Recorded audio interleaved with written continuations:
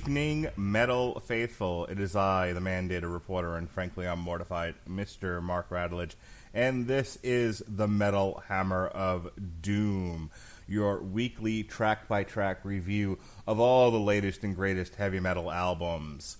For those of you who have deigned to listen to us and aren't watching AEW, Dynamite, or NXT, we thank you. Joining me tonight is the one and only host of the Source Material podcast, The Disapproving Dad. He's Jesse Starcher. How do you do, sir? Does it go, like when they do the intro for AEW, is it AEW Dynamite? Yes, I believe the... JJ Walker? You know, it's funny. I was about to make a joke, but I realized the theme that I was going to make a joke about was actually from What's Happening, not Good Times. Ain't we lucky we got 'em? AEW All Elite. Funny. Yes, Dynamite. A lot of good wrestling happening this Wednesday. Yeah. So, you know, hey, that's all right. We hope you guys get your fill of wrestling and then come get your fill of metal from us there tonight. Yeah, we got the Hellyeah. Are you ready to listen to some Hellyeah, Jesse Starcher? Absolutely. I've been excited about this album. I couldn't wait for it to get released. I remember the last album was very good. There were some definite bright spots in it, so I was just... You remember, I had my middle fingers up. Yes. And I had them, you know. You put your middle fingers up if you got them. And I had them up back then. So now we got our new album from Hellyeah dropping on the unfortunate aftermath of the passing of their drummer, which I wondered how that would affect this album, and we'll maybe talk about that as we go through it. Vinnie Paul lived hard and died young, younger than a man should die in 2019, but he had a life, man. Oh, yeah. No kidding. No kidding. Just his time in Pantera alone. And then there was Damage Plan with his late brother, Dimebag. Mm-hmm. And now Welcome Home, which is a sort of super band featuring members of Mudvayne, obviously Vinnie Paul, now Ray Mayorga of Stone Sour. I mean, you know, there are just scores of stories of musicians who have led rock star crazy party lives, but you know, Vinnie Paul was definitely one of them. And while nobody would have wanted him to die as young as he did, he lived every minute up until then. You know what I mean? Yeah, and that's great. That's the best kind of life you can live, is one that you know, you take joy in living, and I think that's exactly what he did. And he left a legacy, man. I mean, a lot of people are going to miss that guy. Yeah, I think he was kind of the spirit of Hellyeah, and it lives on. It lives on in the rest of the remaining band members. So, with that said, Welcome Home is the 6th studio album by Hellyeah. It was released on September 27th, and it was the last studio album to feature the aforementioned Vinnie Paul. He was replaced by Ray Mayorga of Stone Sour on the drums. There were four singles that were released. There was 333 on March 14th, 2019. Welcome Home Sanitarium. No, just Welcome Home.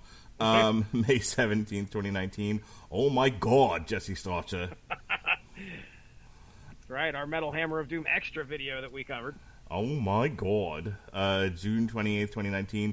Black Flag Army, September 13th, 2019. And finally, Sky. His name was Vinnie Paul. And Water. Yep. Sky and Water. Released September 27th, 2019.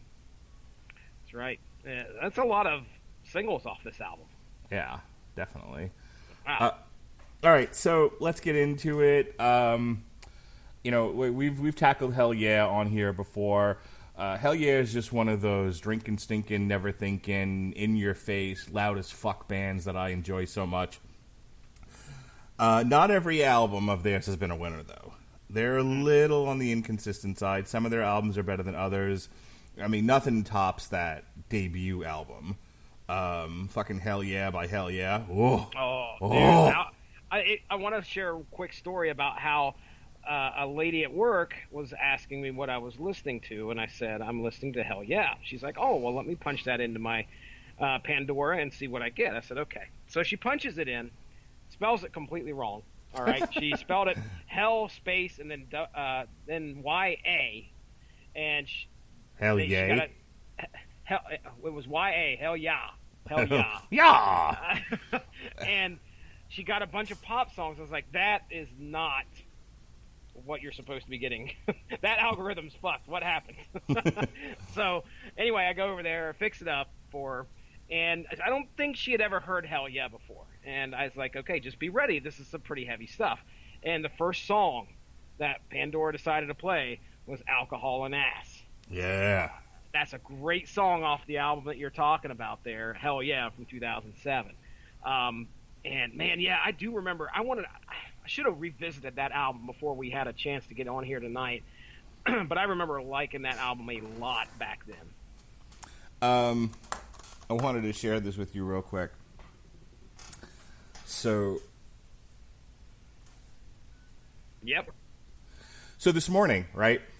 I think I told you I play a song for the kids like every morning to kind of get them up and motivated. At the very least, like just they'll hate the music and want to run out of the house and like put their pants on faster.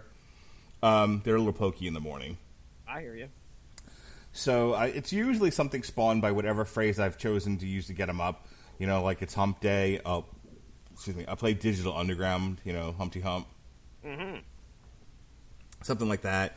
I've whatever's in my head, I'll just like all of a sudden be like, Alexa, play blah blah yakety schmackety. Well, this morning, I don't know what made it pop into my head, but I decided to play Through the Fire and the Flames by Dragon Force. Ooh, oh man! Figuring at the very least, my son would be like, "This is horrible," and like he'll stop complaining that he's tired, and he'll just get dressed and go to the car quietly. What I'm saying is, I parent by breaking my children's spirit. Is what I'm trying to tell people. Very nice. My wife comes out of the bedroom, and she hears the music, and she goes, "Yeah, to the fax machine." Fax machine. Okay. So that's a reference. All right. That is a reference to something that one of my friends said when listening to Blind Guardian for the first time. All right. He worked for Caroline Records. He was a salesperson, and he was listening to and at the time, like Caroline Records was distributing Blind Guardian through whatever label they were on, and he's listening to it, and it's just this crazy like power metal, and he's just like, every time I listen to Blind Guardian, I just want to ride a horse through the office. I have this. I feel like you've shared this story with me before. Probably, I'm sure you have. It's one of my classics. So when he said that, he was like, "I just want to be like, yeah, to the fax machine." And of course, I shared that with my wife, and she thought it was fucking hilarious, and now she's saying it. Nice. All right. Very nice. So this first track is called 333. Number 9. No, just 333. Here we go.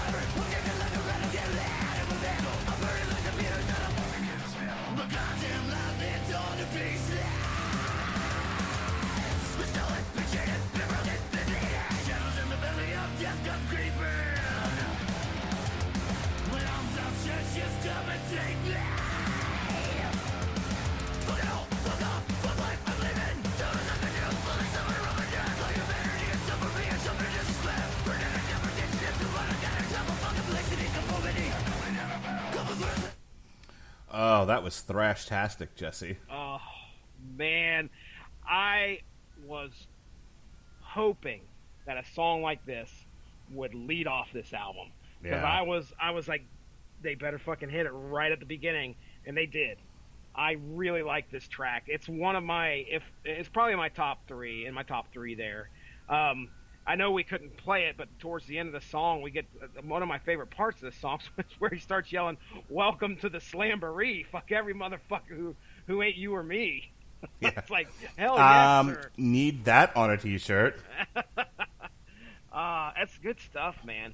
Yeah. This is the kind of Hellyeah that I've come to expect from this band. Like, this isn't a band that I want to be thoughtful, you know what I mean? I want them to just be gasoline. I want Gasoline Bob, you know what I mean? No, oh yeah.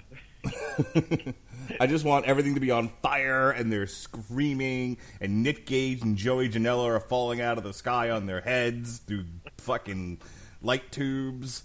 And there's whiskey and marijuana and blowjobs and tits, and just everything is just fucking soaking wet.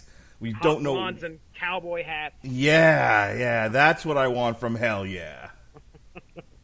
Yeah, buddy. I really like this first track. I'm glad that I'm glad they decided to at least come with the heavy. Well, I shouldn't have expected any different. But we, just like you've said in the past, there were some albums where we were like, oh man, so you didn't know what to expect with this band. Some of their shit's a swing and a miss. Fine job. Yeah, exactly. Sometimes that's what you get, but here, not the case. This is the fucking Hellyeah we needed. Absolutely. All right, well, we've talked about this next one already. This was the Metal Hammer of Doom Extra. I've said it once, I'll say it again for the first time, for the last time. This is Oh My God.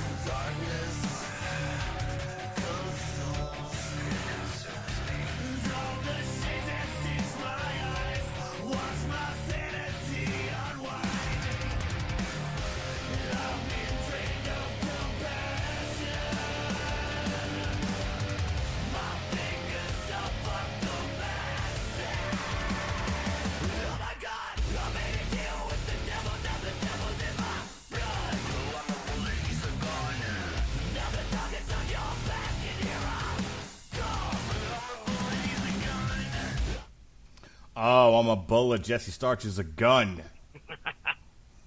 Taking out some motherfuckers' targets right on your back, bitches. Ah, so good. Yep, they've kept it up. They kept up the pace. We're in song 2. They haven't slowed it down. Great stuff. But that's the thing, they did slow it down, and I didn't mind it, though. They changed the tempo briefly. They got kind of soft there right before that second chorus, but then they pick it right back up again. Yeah. It's heavy as shit. They have one of my, I think, most earworm lyrics off this whole album is "My fingers up, fuck the masses." I don't know why, but that continues to go through my head. You're an angsty teenager tonight. I might be. I might very well be. Hellyeah brings that out in the motherfucker. I will say this. I was at work today, and a nurse came over to me to talk to me seriously about a patient that might be in need of mental health counseling and analysis and evaluation. And she's an African-American gal, and you might be saying, why is he choosing to bring up that particular detail? Because I made sure I had to tell her, and I was like, I just need to know and it's very serious. She's like in the middle of trying to pitch me on this whole seeing this patient deal because we're working. Which is important, okay. And I'm like, listen, I have something important I need to ask you. I need to tell you this. And she's like, what? It's been a while since she's worked with me because everybody else would have seen this one fucking coming. But she hasn't dealt with me in a while, so she's taking me dead serious. And I'm like, you just need to know that the Wu-Tang Clan ain't nothing to fuck with. And it took her a minute to process what the hell I just said and what it had to do with the price of tea in China. And she's like, again, African American girl, she's like, you're also stupid. She probably walked away, found somebody else, and tried to pitch them or pitched you to them. Yeah, that's probably what was. At that point, she's just like, let me see if somebody else can do this. Do we have any other mental health here in the booking? All right, we need it. But seriously, the Wu-Tang Clan ain't nothing to fuck with. That's anyway, what I've heard. Speaking of angsty metal, or rap as it may be, yeah, man, oh my god, we talked about this in the Metal Hammer of Doom, like the video's nothing special, but, lyrically, emotionally, this song is aggressive, it's angry, it's got a great beat, it's got enough changes in the tempo and the style of the song to keep it interesting. Very good stuff here from Hellyeah. Very solid. Agreed, 100%. All right. This is the title track to this Mother. This is Mother, tell your children not to walk my way. This is Welcome Home.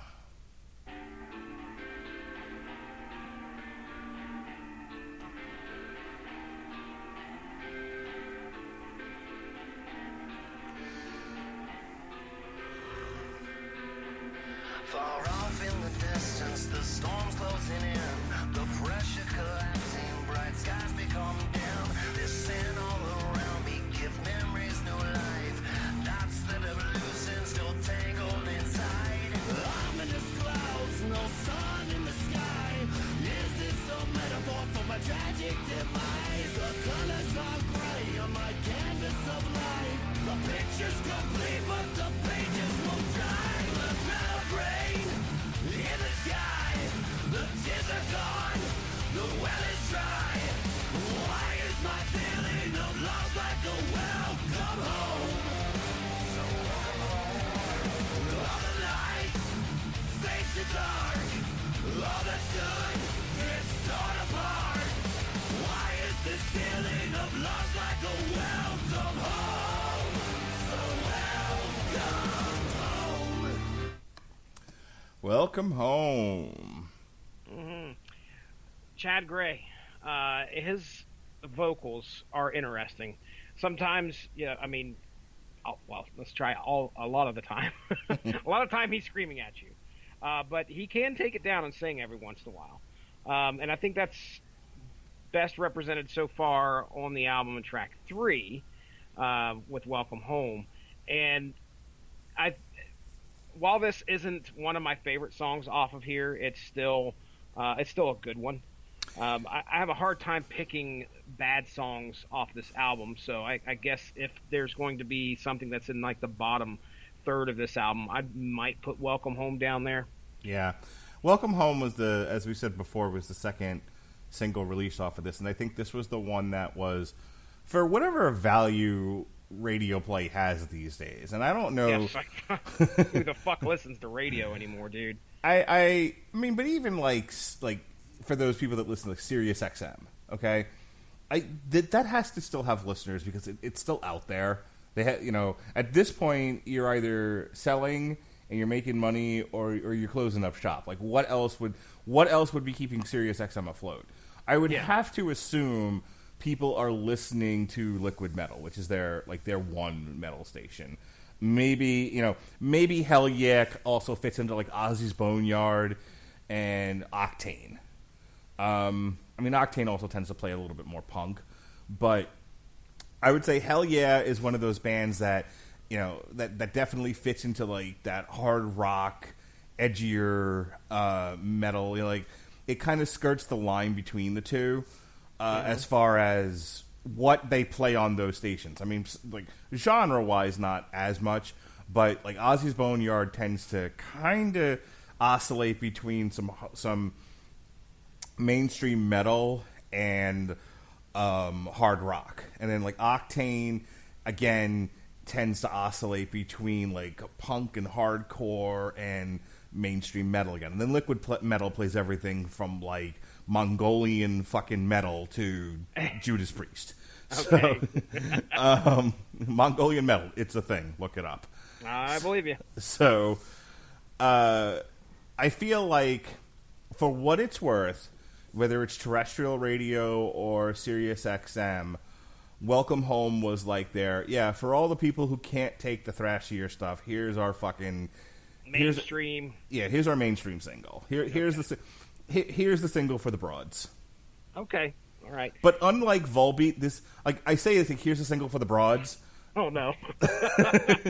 I can see it already. No, what I'm saying is, like, I don't feel like they're singing to girls. I feel like they made an album that was true to them, for better or for worse, but they know that their audience consists of dirty whores as far as dirty dicks, and this was like, here's one for the dirty whores. Why they gotta be dirty? Oh, because everybody that listens to Hellyeah is dirty. Look at yourself now. You're full of dirt, and you've only listened to 3 songs. Oh, this kind of overtakes you. I understand. Yeah. It's like Hellyeah comes on, and suddenly you're Pigpen. All right. It's just a dust cloud. Yeah, dust cloud follows me everywhere. What's been going on? Been listening to Hellyeah. Oh, okay, gotcha. That's that Hellyeah dust cloud. Okay, I got it. Perfect. You know what I'm talking about. I do. All right. I do. Jesse Starcher, we're going to go to the next song here. This one's called I'm the One.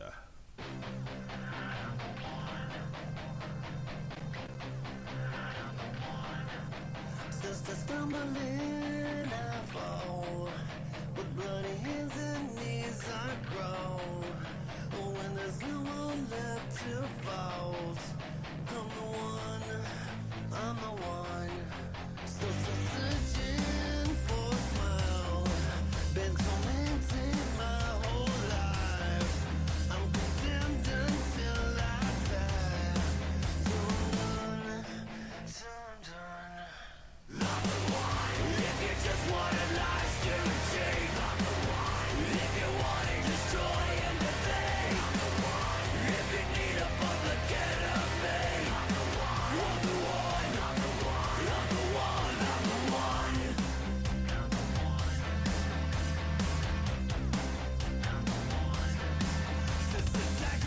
All right. So that is a perfectly acceptable rock and roll song.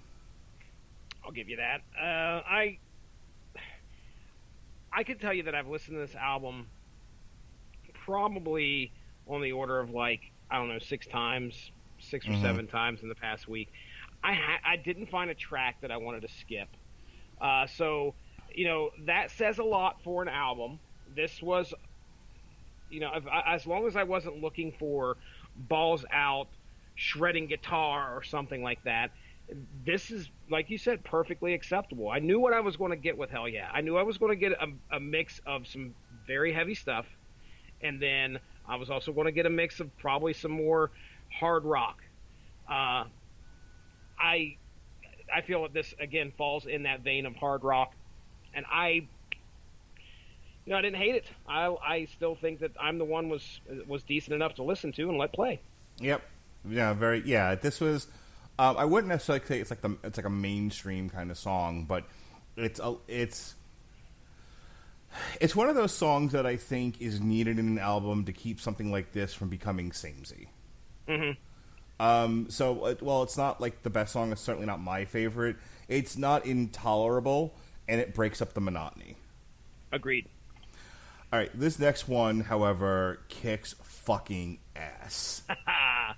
This is another single. This is Black Flag Army.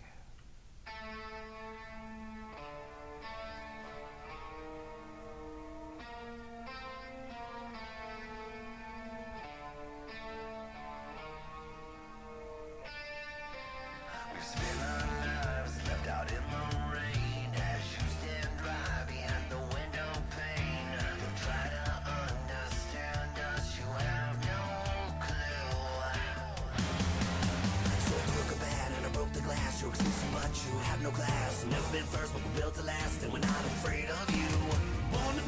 comfortable. He's unconditional. Going distance is impossible. And we're coming for you. With a black flag coming up in the country. Raise a black flag, pledge allegiance to our roots. With a black flag coming demolition crew. You can see on me, and I'll be back on you. Yes. That's some heavy shit, man. That's one of those ones where it's just like, first of all, let me have to say, like, his lyrical cadence, you know, just the way, you know, when he starts getting almost into like a rap delivery, there's nothing better. It's so good. Yeah, it fits really well somehow. You're like, how can you? And he does it. He does it, and it sounds awesome. And like he doesn't sound necessarily like he's doing hip hop. You know, he's using a sort of a cadence delivery. Cadence doesn't really describe anything, but you know, like he's got that sort of like rapid fire, rappy delivery without it sounding like traditional rap flow. No, I mean, it almost sounds like he's just talking fast. Yeah, like really fast. When we get to track 9, I don't know if we're going to be able to play it, but that has a very similar style in there. And again, that's one of the reasons why I like this band and Chad Gray's vocals, is because he can deliver it in so many different ways. You know, he can sing you a song if he wants to. He can scream at you if he wants to. He can rap at you if he wants to. And all of it usually sounds decent. By the way, Black Flag Army, you type that into Wikipedia, was a splinter remnant of a bandit group recruited largely from soldiers of ethnic Zhuang background who crossed the border in 1865 from Guangxi, China. What about ethnic Wangs? Ethnic Wangs. Ethnic Wangs. Title of your porn tape.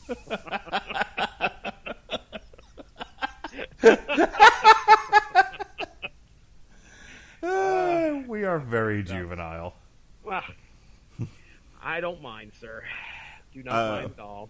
I don't know. Did you happen to listen to Sean and I do the on trial for the Dark Crystal? No, I haven't yet. All right. So, about midway through the show, I became very obsessed with David Bowie's dick. Oh, no. Now, ask me what the relevance was to David Bowie's dick if we're talking about the Dark Crystal. Yeah, where did that come in? I mean, it's not Labyrinth, sir. Exactly. But I referenced Labyrinth in terms of, like, the 80s just had a slew of children's movies that were questionably for children. Oh. And so between the examples that I cited were some of the classics for me: Rankin and Bass, you know, the Lord of the Ring, the Return of the King movie, The Hobbit, the Last Unicorn, the Raggedy Ann and Andy cartoon movie with the fucking crazy camel and the camera monster and the fucking knight in a garbage can. Have you ever seen it? Nightmare Fuel. Yes, Nightmare Fuel. And I said, but there was nothing scarier in the 80s than David Bowie's dick coming at you on TV. Don't need it. Don't need it, sir. I was comparing a red-eyed skeleton screaming unicorn to David Bowie's dick. What was it that was screamed again? Unicorn! Unicorn! But his girlfriend happened to be in the room at the time. Okay. And she had a comment on David Bowie's dick?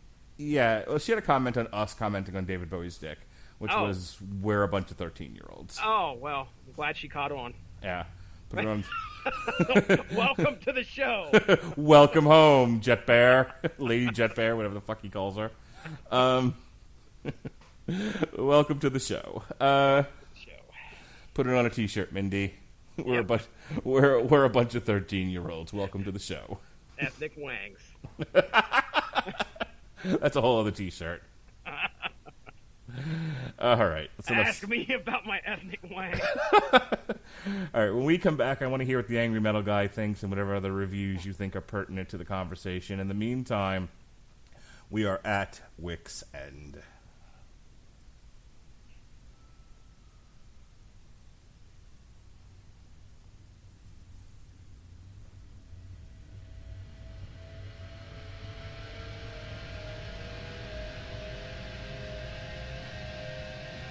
Which of us is more awful? Nothing you can be is more terrible than what I am. Help me.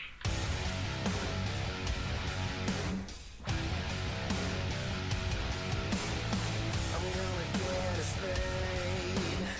I'm gonna dig a hole. I'm gonna burrow under your skin. I've lost all control. I'm gonna get my teeth. I'm gonna gnaw your bones until my gums bleed out on you. You're mine alone. I'm nothing. You're nothing. I'm nothing. I'm nothing. Yes, everything. I am the candle burning you at both ends. All right. If Hellyeah just rocks your cock too hard, that one's a nice one to take off for. Like, it's not a bad song. This is probably the most Mudvayne song on here. I'll say that. Is it evoking a bunch of guys in masks and stupid get-ups? I like Mudvayne. Just All putting right. that out there. They're no Slipknot. No, they're not. But They're no Mushroom Head. no, they are Mudvayne, sir. Then They're very much Mudvayne. and they suck. Oh, and now it's where we decide to part ways. So, there is a great YouTube video out there of 10 hours of nothing but that bassist going insane for 3 seconds over and over and over for the song fantastic. Dig. You asked about Angry Metal Guy. Angry Metal Guy has no opinion on this either. It's another album that Angry Metal Guy Is the not Angry Metal Guy, like, fucking depressed? Now, dude, let's talk about what he has. It's all gay cowboys eating pudding and Pip snitting on a farting on a snare drum, isn't it? I don't know. Some of these I've never heard of, but recently, October 2nd, which is, hey, that's today, we have Gemini 1 being reviewed, Monolord, Insomnium, Netherbird. Insomnium I've heard of. None of these other ones I have. Entrail, In Mourning, Come Back from the Dead, Ancient Moon. Now, it looks like a lot of these... maybe we don't understand what exactly Angry Metal Guy is all about. Maybe Angry Metal Guy is made up of a lot of reviewers, because when you look at these reviewers, like Gemini 1's reviewed by 12. Monolord's reviewed by Huck and Roll. So it sounds like there's a lot of submissions going on here. Mm-hmm. But I don't see anything in here. If you type in Google Angry Metal Guy and Hellyeah, you're not going to get anything. I don't even think you get any previous albums. So it's not like he reviewed them one time, at least nothing that I can see, and he said, well, I'm done with this shit. Apparently, Hellyeah does not tickle the Angry Metal Guy's sack. And it's a possibility. Maybe he's one of those dudes that is just like, well, they're not metal. I don't like bands that are all tits and gasoline and whiskey and dirt. It's a very good possibility. I don't like Now, a band that's the living embodiment of mudding. Buddy, I tell you, at one point, I in my life, mudding was a thing. Oh, yeah. I wanted to go mudding, do some mudding, and this would have been played rather loudly. Yeah, I'm saying, like, this is ultimate mudding music, isn't it? Oh, yeah, dude. Hey, look at that. Did you hear what I just said? All right. I said hell yeah. Well, Metal Sucks gives the album 3 out of 5. Okay. Horns. We have our good friends from Exclaim. Now, they didn't give it a rating, so can't really say much about that. How about Rock and Load?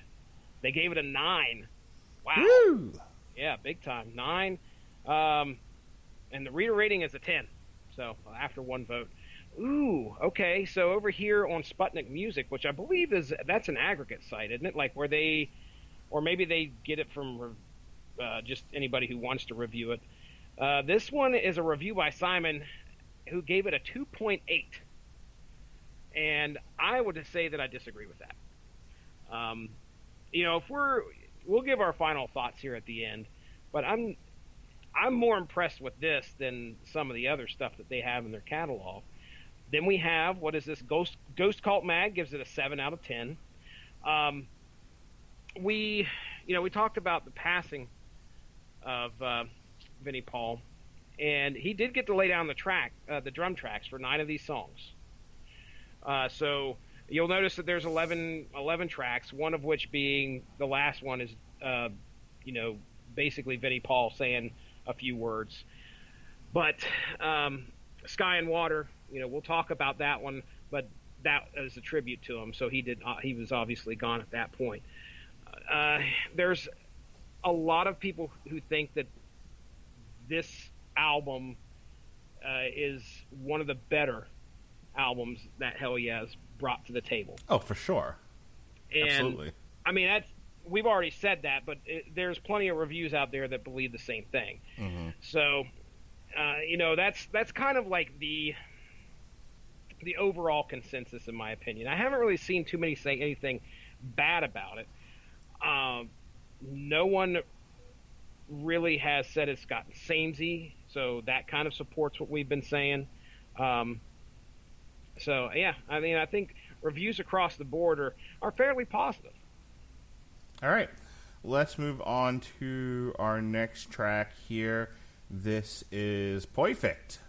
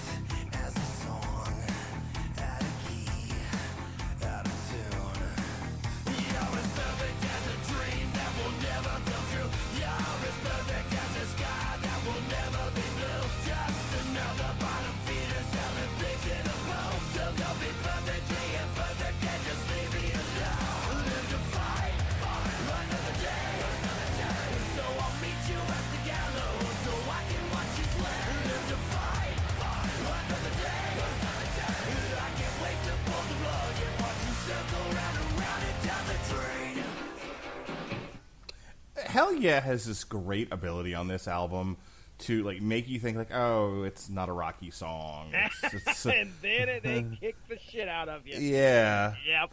I love the lyrics in this one. You know me. I'm not always a lyric guy.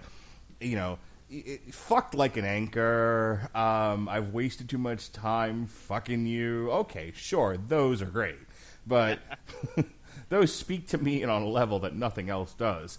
But lyrically, typically, lyrics are typically your department. You tend to dig into a lot of that stuff. This one, I was really giving this a good listen. It's like, you're as perfect with an apple with a worm and a bruise. I'm like, yes, that's amazing imagery. This is one of the songs that I thought I'm not going to like, and it took me 2 or 3 listens to realize, this is not as bad as I thought it was. It really kind of rose for me when it comes to my favorite tracks off of here, because just like you said, it starts out all twangy, and you're like, oh boy, what kind of country influence are we going to have through this thing? And then he gets into the singing, and you're like, oh man, he's going to do this the whole fucking song. Yeah, and he does it, and it gets really fucking good. Yeah. It is one of my favorite ones off of here now. Pig and a Poke, by the way, which he mentions in the lyrics. I think I'll quote it here real quick. Is the title of your sex tape? That's Pig and a Poke, not Pig in a Poke. So the the lyric goes, "Just another bottom feeder selling pigs in a poke," and I was like, "What the hell is a pig in a poke?" I've heard that before. Sure. The English colloquialisms such as "turn out to be a pig in a poke" or "buy a pig in a poke" mean that something is sold or bought without the buyer knowing its true nature or value. So, good job. Nice. You would know all about picking up pokes, then, don't you? Going around molesting people's junk. I know what I'm getting, sir. Do you? Okay, no. There is a very infamous incident. Oh. Yes. Did you molest junk? And you didn't know whose junk you were molesting or what the value of said junk was? Here is the problem. I didn't molest this junk enough. Oh. Okay? That's what happened. You just gave it a little pinch and tickle? just a little lift and squeeze. just a little light tickling of the sack is what happened here. And unfortunately, when I got home, what I thought I'd bought was not what I bought. So. Oh. Yeah, it is the. You if should you have ever stroked that junk longer. Oh, I should have opened it up and stuck my face in it.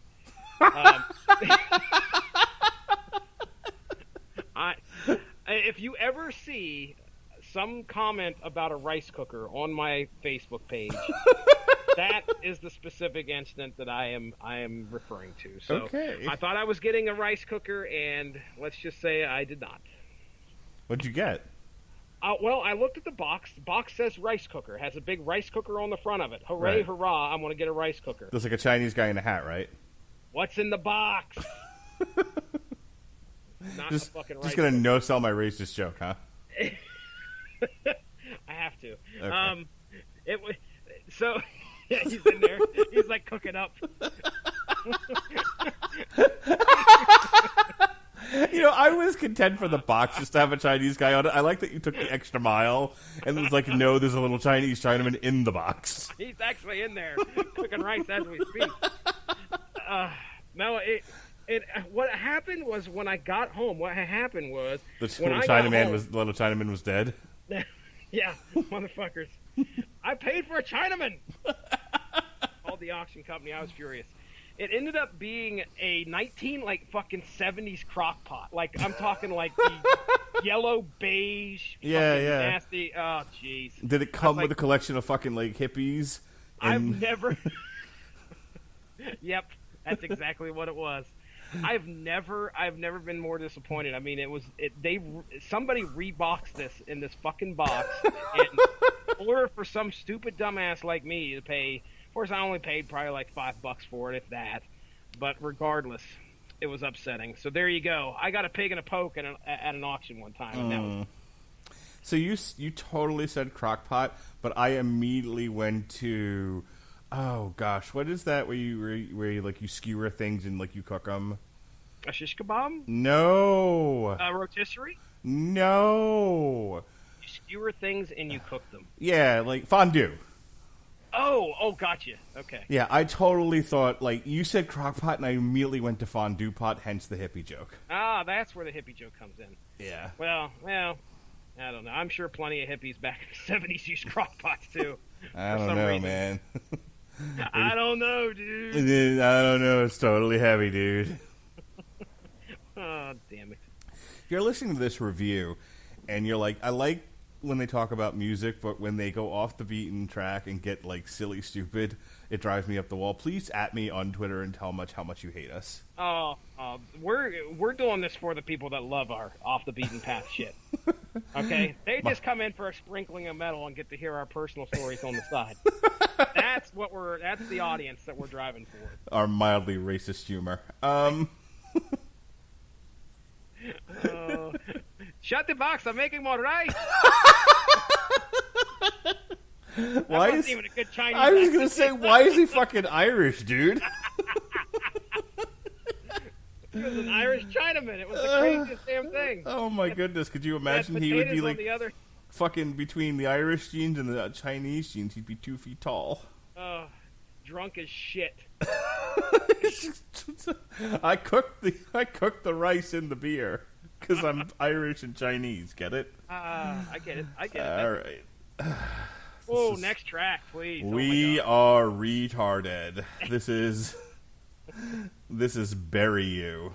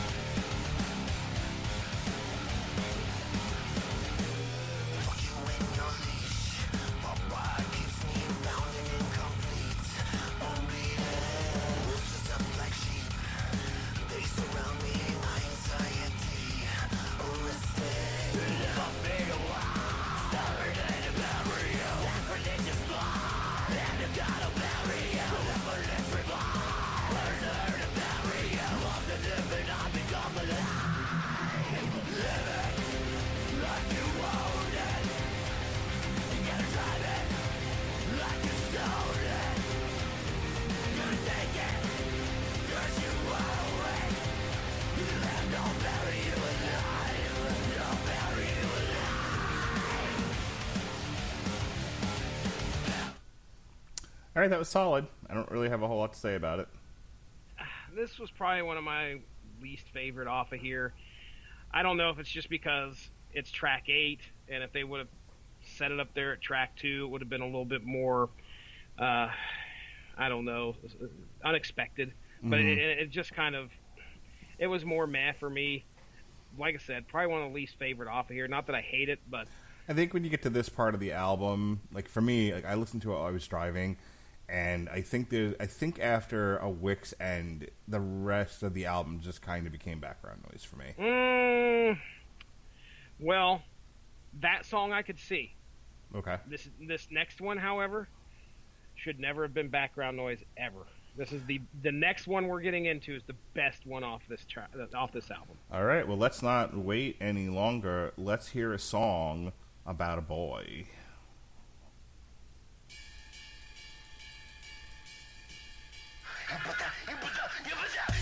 You put the boy in the box, motherfucker. Then you're down to the top and you're not out. You throw away the game like a dough-eyed mate. Goodbye to a life with no one lies. You put the boy in the box, motherfucker. Said a little in cap, but you got that. There's a vision to be, that's what we have made. I'm dead, I'm done from a mother.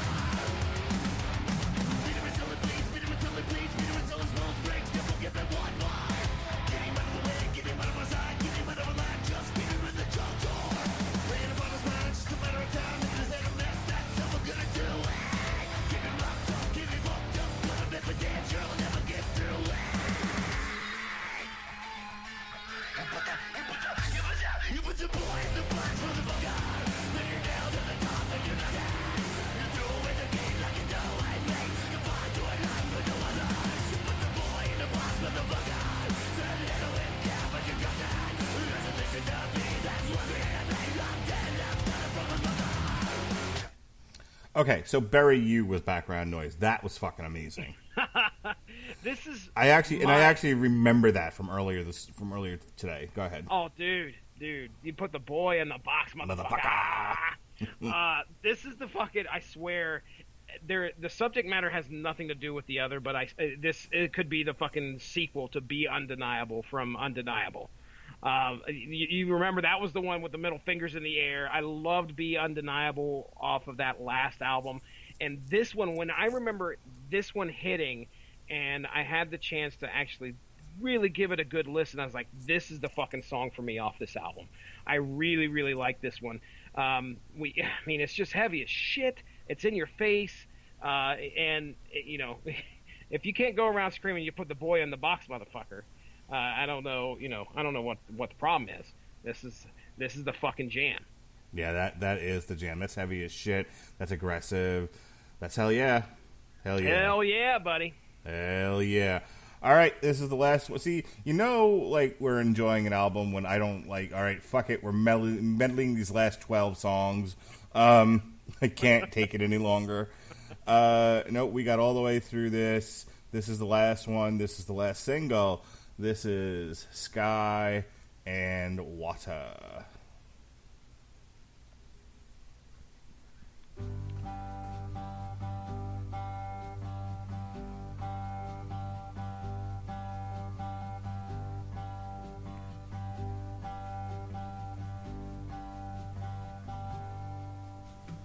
sun isn't quite as bright today, and it hasn't been for a while, I'd say. Everything has a little duller hue. The smile zone has white today. They're upside down or have been erased. Everything seems empty without you. Choking back my tears again today. I can hear your voice, I can hear you say, don't sweat the small stuff, and just keep on keeping on. Where the sky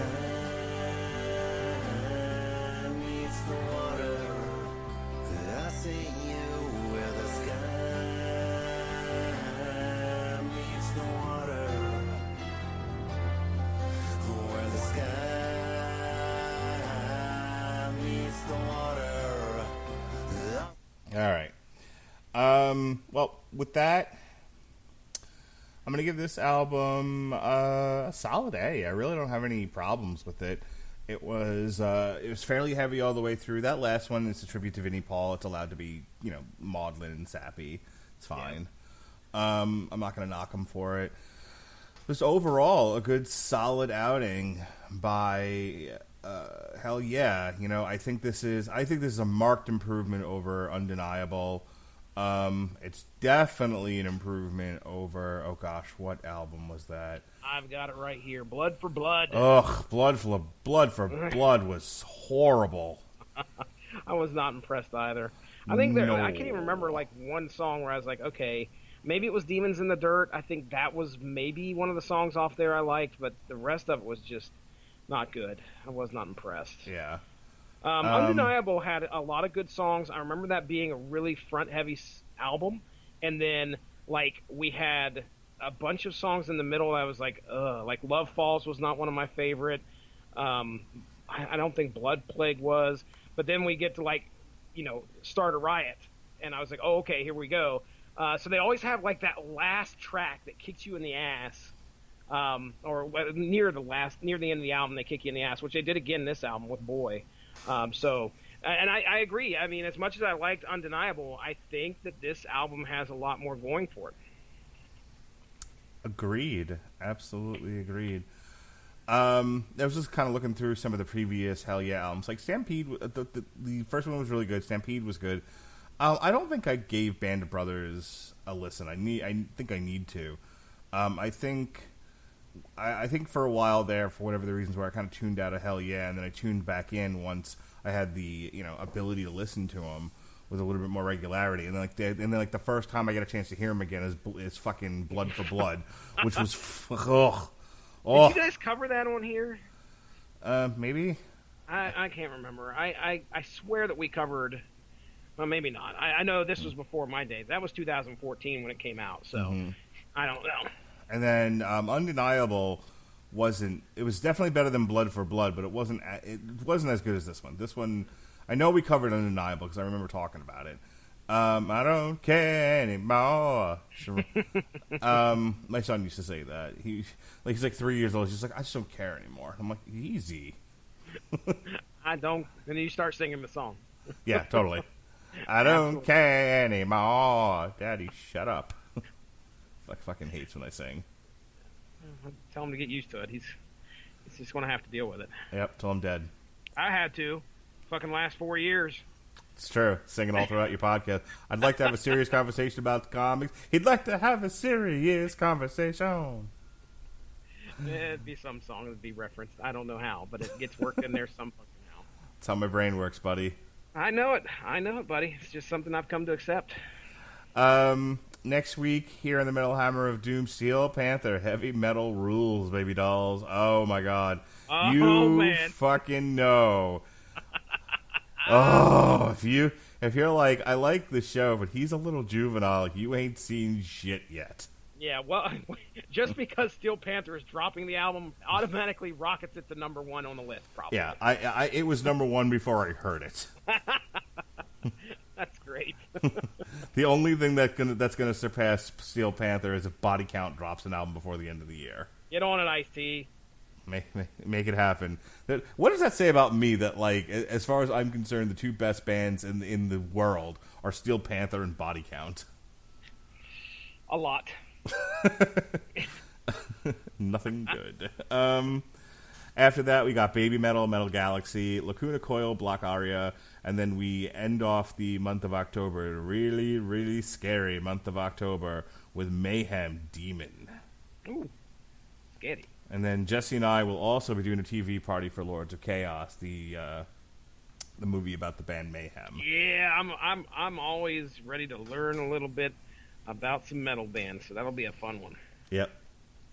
In the meantime, in between time, we got a pair of Gotham by Gaslight shows for you to check out. We did the book, and then we did the direct-to-video movie that's currently on DC Universe. Myself and Alexis Hannah handled that. Tomorrow, I will be joined by Kelly, Donna, Brenda, the whole gang. Oh, it's gonna be fun. Emily Valentine. We're all gonna be there, and we're gonna review BH 90210. Jesse Starcher, I hear you're gonna re-release the Killing Joke episode, this time with less wedding announcements. Yeah, it's going to be great. I did the edit yesterday. Took out some basically all the plugs that were 5 years old, grabbed them out of there, and I added up, cleaned it up, and turned what was probably a 2.5-hour show. I remember hearing Teasley going, "Man, we're reaching the end of live time." You remember that shit back in the old Blog Talk days? Hell yeah! Hell yeah! Hell yeah! So, I think I took like a 2.5-hour show and got it down to a little bit less than 2 hours. So it's going to be, and it is a fantastic conversation. As young as I was in my podcast days, close to 5 years ago, we covered, the Killing Joke, and it is one of my favorite conversations I've ever had on a podcast because of, number one, how thrilling that book was and how much they leave open for discussion. So check it out, people. It's going to be airing there this Friday. I wasn't on that show, though, so there's no singing, racist jokes, or making Ronnie feel uncomfortable. Teasley was on the show, so you might hear a racist joke. Okay. Well, his phone connection usually sucks, so it would be hard to tell. Teasley, are you there? Okay, thanks. All right. So speaking of the Killing Joke, we've got a pair of Joker shows for you as well. We've got Joker by Brian Azzarello. Do you like the Jared Leto Joker? Do you wish you'd see more of the Joker as the Kingpin? Check out Joker by Brian Azzarello. And then we'll have a review of the Joker movie, the modern take on the taxi driver man's descent into madness motif. Jesse Starcher's new favorite show, we're going to talk about it, Pennyworth. Oh, my. Controversial. More British titties than you can shake a wiener at. An ethnic wang. Actually, there hasn't been a whole lot of titties in that so far. So I've only seen it once, but I'm only on, I think, the second or third episode. There are titties hither and thither in Pennyworth. Just you wait. Hitter and titter. And then myself and Victor Cacado will be doing live coverage, in theory, for Alexander Usyk versus the debuting boxing Tyrone Spong, a man who came from the world of kickboxing and then the World Series of Fighting, which was an MMA group on NBC Sports. Well, he's going to be showing up on DAZN. It rhymes with calzone. I'll probably eat one of those while watching it. Indeed. You ain't watching no boxing. Come on now. Okay. You should, though. You definitely should. If you're going to watch boxing, this is the one to watch. Oh, okay. All right. I'll remember that when I'm not watching it. All right. Bastard. Take that and fuck you and your mother. Take that and fuck yourself up the ass. All right. Speaking of which, what are your plugs, sir? The only thing I'll throw a plug out there for is the most recent issue. No, that'd be an episode of Unspoken Issues dropped this morning. It's fucking 30 minutes, dude. What did you guys be like? Warlock dies. Plugs. It is only 30 minutes. We edited it down a little bit, but yeah, it's easily consumable is what we call it here in the podcast game. easily consumable. 30 minutes of us talking about New Mutants number 95. Not only did you get to hear about how Warlock died, but you also get to hear how Chris Armstrong got blocked by Rob Liefeld. That was a fun story. Well, now I can't wait to listen. Don't get too excited because it's nothing to do with comics. It was about basketball of all things. So that's even better. But I have like 9 hours of a Jim Cornette AEW deep dive to get through, so I'll get there eventually. Ooh, well, yeah. You should see my backlog of fucking Radulich and broadcasting shows that I have wanted to listen to. I've got shit dating back to last year when you guys were covering Venom and shit like that. So and we haven't stopped. Yeah, trust me, I know. I know. But yeah, hey, check that out. Unspoken Issues 5 should drop in a couple weeks, where we will be discussing Wildcats number 4, which was that was a fun little jaunt back into the 90s. If you like 90s comics, we do this show for the UnspokenDecade.com. You go check them out, hop on their Facebook. You can tell us which comic we're going to be covering next. And from what I understand, the next poll that's going to be coming up will be a Halloween-themed poll for between 2 issues. So we're kind of, I have no idea which one Chris are going to land on, but keep an eye out for it and make a decision for us to tell us which one we should talk about. Other than that, interesting to see like what you haven't covered on source material that you guys could talk about in terms of like Halloween comics, because we've done quite a few. Dude, there are. Well, when it comes, we say Halloween, but I mean it's just Lord Pumpkin from the Ultraverse. You have no idea, but I know if Gavin Napier ever listened to the Metal Hammer of Doom, he knows exactly what I'm talking about right now. He ain't listening to no Metal Hammer. He's not. He is not listening. I'll jump into the fucking chat and just yell Lord Pumpkin and watch him go off for an hour. Please do. And then, but yeah, we're landing on some spooky subjects, so let's keep an eye out there. But other than that, I think that's it. I'm ready to get on out of here, Mark. It's been a fun time talking some Hellyeah. Can't wait till next week. We're going to be talking some Steel Panther. Oh my goodness! If you haven't heard Juvenile yet, just wait until we talk about Gods and Pussy. He always gonna be a hoe. It'll be fun. Be well, be safe, and behave.